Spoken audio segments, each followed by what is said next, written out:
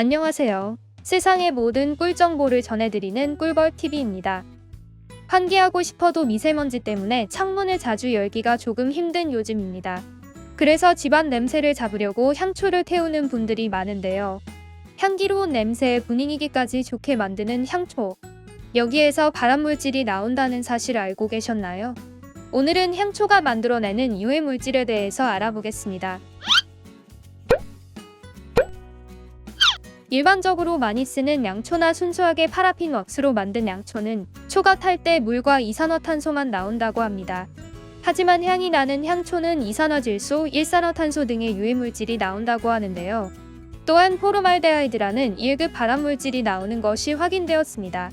왜 양초에는 발암물질과 같은 유해물질이 없는데 왜 향초에만 이런 물질들이 검출되는 것일까요? 양초와 향초. 이름에서도 차이를 알 수 있듯이 향초에는 향료가 포함되어 있기 때문입니다. 향초에서 쓰이는 향료는 석유 등의 화학물질을 더하여 만든 것으로 이것이 타면서 발암물질과 같은 유해물질이 나오는 것입니다. 그렇다면 향초의 이산화질소, 일산화탄소, 포르말데하이드와 같은 유해물질들은 우리 몸에 얼마나 해로울까요? 먼저 이산화질소를 마시게 되면 우리 몸의 기관지나 폐에 안 좋은 영향을 많이 주는데요. 심할 경우 피를 파괴하여 폐기종을 유발하기도 합니다. 일산화탄소는 생명에 직접적인 영향을 줄 만큼 위험합니다. 우리가 일산화탄소를 마시고 이것이 폐로 들어가게 되면 혈액에 있는 헤모글로빈과 만나는데요. 일산화탄소와 헤모글로빈이 만나면 헤모글로빈이 몸에서 해야 할 역할을 제대로 하지 못하게 됩니다. 즉, 산소를 공급하는 것이 어려워지는 것인데요. 몸 안의 산소 공급이 급격하게 떨어지면 뇌에 필요한 산소가 제대로 도달하지 못하게 되고 이로 인해 몽롱해지거나 질식을 하는 등 생명에 직접적인 위협이 가해집니다. 포르말데하이드는 발암물질로 규정되어 있으며 이 물질을 흡입할 경우 호흡곤란이 오거나 암을 만들 수 있습니다. 이렇게 우리 몸에 안 좋은 발암물질이 나오는 향초. 이런 향초로 냄새를 감추지 말고 근원을 찾아 제거하는 것이 좋습니다. 생활 속 나쁜 냄새를 흡착하는 자연 방향제를 몇 가지 말씀드리겠습니다. 첫 번째, 수택. 공기 중 오염된 불순물을 흡착하고 분해하는 기능이 있습니다.